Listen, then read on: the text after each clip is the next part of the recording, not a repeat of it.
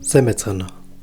Trailer House YouTube сувгийн нээлтийн дугаараар олзож байгаа дата байна. Ингээд анхны бичлэгээрээ маш олон кино институт, сэтгүүл, вебсайт, судлаач шинжээчдийн хамгийн шилдэг трейлер жанрын бүтээл тэр дотроо үзэгчдийг төөрөгдүүлсэн төгсгөлтэй анхны кинонуудын нэг гэдгээр алдартай 1955 онд дэлгэцнээ гарч үзэгчдийг айдас давтуулж шуугуулж байсан Le Diabolique буюу чөтгөрүү тэмэх киног танилцуулахаар бэлдлээ. Францын детектив зохиолч болох Пьер Буало Тома Нарсежак нарын 1952 оны байхгүй болсон эмэгтэй хэмээх зохиолоос сэтгүүлэн бүтээсэн Францын найруулагч Анри Жорж Клузогийн энэхүү триллер жанрын киноны гол дүрүүдийг жүжигчин Пол Морис, Вера Клузо, Симона Синьоре, Шарл Ванел нар бүтээжээ. Кино Францын нийслэл Парис хотын баруун хэсгийн Сен-Клод байрлалтай дотуур байртай хөвгүүдийн сургуулийн өдөр тутмын үйл явдлаар эхэлнэ. Сургуулийн үйл ажиллагааг эзэрхэг харгас зан авиртай Мишель де ла Саль гэгч өдөртөн явуулдаг бөгөөд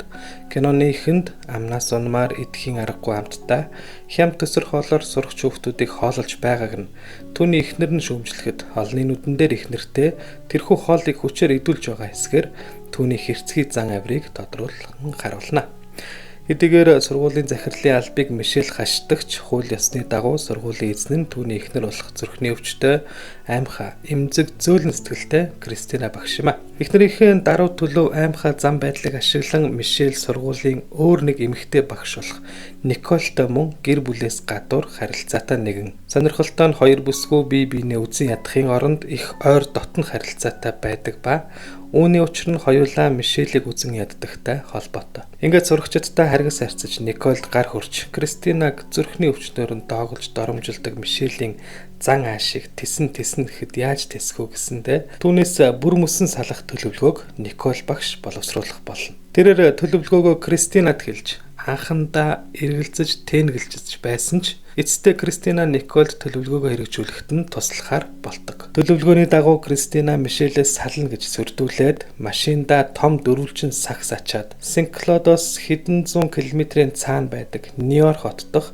Николийн байранд очиж тэндээ согтруулах ундаанд нойрсуулах эм хийж Мишелийг хороох бэлтгэлээ хангадаг. Мишелийг тэнд явж очих үед Кристина түүнийг Николийн хөршүүдэд мэдэгдлэхүү гэрт оруулж түүнтэй салах асуудлаар ярилцах үед Мишель нойрны эмтэй вискиг өөрөө хундаглаад уух гэтэл түүнийг хайрлаж гэмшсэндээ Кристина хундгыг цохиж асгаад Мишелийн маш үнэтэй Уэлсийн хунтааж загварын хослолыг нь норгож орхино. Мишель хослол нь муухай болж вискиний үнэр шингэлээ хэмээн уурлаж нойтон алчуур авчирч цэвэрлэхийг шаардсан Кристинаг загнаж орилж хашигчин Кристинаг алгацсны дараа эхнэрийнх нь өмнөх гэмшсэн зам байдал хуурч үзэн ядалтаар солигдсон түүнд нойрсуулах эмтэй вискиг дуртай дахин хундаглан өгч уулгадаг. Мишелийг нойрсны дараа хоёр бүсгүй түүнийг дүүрэн устдаа вананд хийж живүүлж алаад биен дээр нь хүнд ямаар даруулж тавиад хонно. Маргааш өглөө тэд сургуулаас авчирсан том номын сагсанд Мишелийн цогцсыг хийж төгчээд машиныхаа ард хийгээд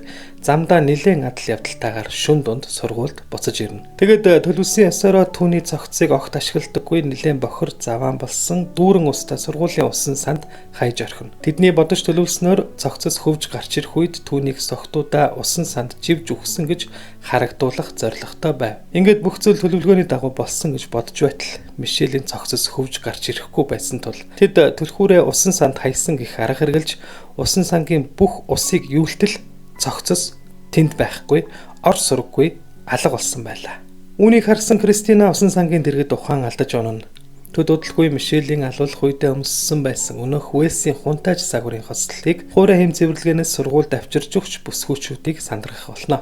Тэд хуурай хэм цэвэрлэгээний газар очиж хослолын талаар асуухад хариуцтай өндөр эрхтэй өгсөн гэд халаасанд нь байсан түлхүүрийг тэдэнд өгнө. Түлхүүр Эден хэмээх оролцох нэгэн зочид буудлын 9 дугаартай өрөөний түлхүүр байх бөгөөд тэд хамтдаа зочид буудалд очиж Кристина тэрхүү өрөөнд явж ордог. Гэтэл өрөөнд орж ирсэн цэвэрлэгч эрхтэй Кристинад энэ өрөөг хөлсөлсөн эрхтэй өдрийн цагаар огт байдаггүй. Өрөөнд түүнийг ихэд тогшил хувцас хонор нэгч байхгүй. Түүнийг харсан хүн бараг байхгүй гэдгийг хэлнэ. Удалгүй Николь өдөр тутмын сон дээрээс цагдаа нар Сена мөрнөөс цогцос олсон тухай мэдээ харна. Мэдээллийн дагуу Кристина цогцос хадгалах газарт очиж шалгахтал Мишелийн цогцос биш байдаг. Гэхдээ Кристина тэнд хувийн мөрдөгчөөр ажилладаг чөлөөндөө гарсан цагдаа болох Альфред Фишетэй танилцаж Альфред ч хэргийг шалгахаар болж тэрээр сургууль дээр ирж өөрийн мөрдлөгийг эхлүүлдэг боловч үүнд Николь баг зэрэг дургуулсан байдал үзвэл Сургууль дээр нэг Кристина, Никол болон бусад багш нар нэгэн бяцхан сурагчийг Мишель цон хагалсны төлөө шийтгэж унсан навч цэвэрлэхийг тушаасан талаар олж мэднэ. Жаалхууг санаанаасаа түүх цохож худлаа ярьлаа хэмээн дахин шийтгэж түүнийг чавхаа өг гэхэд хичээл эрхлэгч Мишель хураагаад авчихсан гэж хэлдэг. Энэ мэдчлэн учир нь үл ойлгогдох тааварлашгүй итгээд сонин үйл явдлууд ар араасаа өрнөсний улмаас Кристина стресстэж түүний зүрх өвддөг бөгөөд хэрвээ хэвтрийн дэглэм сахиж сайтар тайвширч амрахгүй бол түүнийг амиач алдах аюултай гэдгийг эмч сануулна. Эмч түүнийг үзэж байх үеэр гадаа сургуулийн багш сурагчдын зургийг авч байдаг.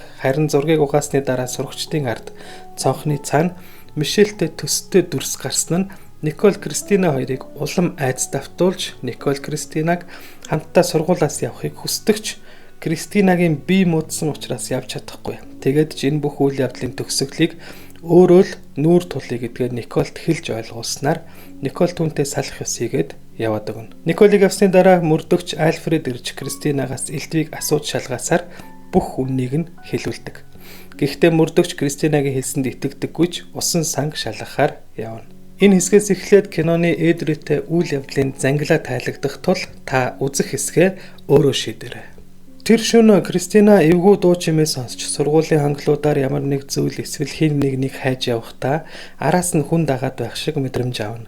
Айсандаа тэрээр өөрийнхөө өрөөнд гүйж орно. Амьсгаланд авчдаж зүрхэн дэлссэн Кристина угаалгын өрөөндөө орж толгоогоо усаар норгоод нүдээ нээтэл дүүрэн устаа ванан дотор Мишелийн цогцос хэвтэж байхыг олж харна. Мишель ванан дотроос босч ирэх мөчөд Кристина зүрхний шигдээс болж амьсгал хураах болно. Мишель хоёр нүднээсээ цагаан өнгийн линзээ гаргаж аваад Кристинагийн судсыг барьж өгсөн үгүүг нь шалгаж үзнэ. Тэгээд хаалга онгойлгож хэн нэг дуудах үед Никол бүх зүйл дуусчихсан уу гэж асуун гарч ирж тэд өнсөлдсөн.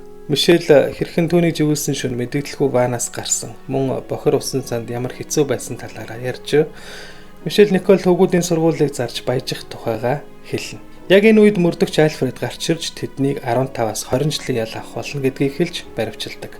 Киноны төгсгөлийн хэсэгт болсон хэрэг явдлын улмаас сургууль хэсэг хугацаанд хаалгаа барьж багш сурагч нар сургуулаас явж байгаа үйл явдал өрнөдөг бөгөөд энэ үеэр өмнө нь цон хагалж шийтгүүлсэн сурагч хүү ахаад чавхаар цон хагалдаг. Өгшин эрэгтэй багш түүнээс чавхаа хаанаас яаж олж авсныг асуухад хүү Кристина багш түүнд чавхыг буцааж өгсөн гэж хэлснээр кино дуусна. Le Diabolique киноны тайз телевиз дэлгэцэн хэд хэдэн ремейк хийгдсэн байдаг. 1957 онд Америк нэгдсэн улсад Monique гэсэн нэрээр тайзан дээр жүжигийн хэлбэрээр тоглож байсан бол 1974 онд Reflections of Murder хэмээх нэрээр Америк нэгдсэн улсад, 1991 онд Швейцар улсад, мөн 1993 онд Америкт House of Secrets гэсэн нэртэйгээр тус телевизийн кино хэлбэрээр дахин хийж байжээ. Харин бүрийн хэмжээний уран сайхны кино хэлбэрээр зөвлөлт холбоот улс болон Америк нэгдсэн улсад хийгдсэн байдаг. Зөвлөлт холбоот улсад 1991 онд бүтээгдсэн Krug Обречённый хэмээх кинонд баян эхнэрээ хөнөөж эд хөрөнгийг нь өөрийн нэр дээр авах гэсэн Сэргээ хэмээх залуу түүний нууц амраг Ирина нарын тухай өгүүлдэг. Тэгвэл Холливуудад хийгдсэн ремейк болох Diabolique хэмээх кино 1996 онд гарч ирсэн юм а. Найруулагч Jeremiah S. Chechki найруулсан тус киноны гол дүрүүдэд Chaz Palminteri, Sharon Stone, Isabella Adjani, Katie Bates нар тоглосон бөгөөд төгсгөл хүртлээр бүх үйл явдал нь их хөвлбөртэйгээ яг ижилхэн өрнөдөг бол зөвхөн төгсгөл нь арай ондоо гэдгээрээ ялгаатай болж байсан. Холливуудын ремейк хэрхэн төгсгийг мэдхийг хүсвэл комент үлдээгээрэй. Le Diabolique киноны талаарх зарим нэг сонирхолтой баримтуудыг дурдъя. Уг киног сэдвлэн бүтээсэн байхгүй болсон эмэгтэй хэмээх детектив зохиолоор кино хийх зөвшөөрлийг тухайн үеийн триллер киноны шилдэг найруулагч Альфред Хичкок авахар төлөвлөж байсан ч Францын найруулагч Анри Жорж Клузо түүнээс ердөө хэдхэн цагийн өмнө зөвшөөрлийг худалдаж авч байсан гэдгийг хэд хэдэн их сурвалж мэдээлдэгч энэ нь баттай бус мэдээлэл домог яриа төдий зүйл юм а. Киноны гол дүр тоглосон жүжигч Вера Клузо найруулагч Анри Жорж Клузогийн эхнэр байсан бөгөөд нэг эвгүй гэмээр факт байдаг нь Вера Клузо уг кино гарснаас 5 жилийн дараа 46 наснда киноны дүртэйгээ ижил байдлаар буюу зүрхний шигдээсээр нас барж байжээ. Нөхрийн дүрийг бүтээсэн жүжигчин Пол Мёрис Францын алдарт дуучин Эдит Пиафтай хайр сэтгэлийн харилцаатай байсан ажээ. Найруулагч өвгүүдийн сургуулийн сурагчдад тоглуулахаар нийтдээ 300 хүүхдээс 35 хүүгүүнийг сонгон шалгаруулсны дотор хожимын Johnny Hallyday хэмээх тайзны нэрээр алдартай Францын нэр дуучин жүжигчин Jean-Philippe Smith багтаж байжээ. Энэхүү киноны төгсгөлд дэлхийн кино урлагийн түүхэндх анхны спойлерын эсрэг утга бүхий сануулга гардаг. Энэхүү сануулгад энэ киног үзхийг хүсэж байгаа анд найзуудынхаа сонирхлыг битгий үгүй хийгээрэй. Юу үзснээ тэдэнд битгий хэл. Тэдний өмнөөс танд баярлалаа хэмээн бичжээ. Уг киноны дуу дүрсийг засч сайжруулсан хувилбар 1999 оны 7 дугаар сард DVD-гээр 2021 оны 5 сард DVD болон Blu-ray хэлбэрээр гарч байжээ.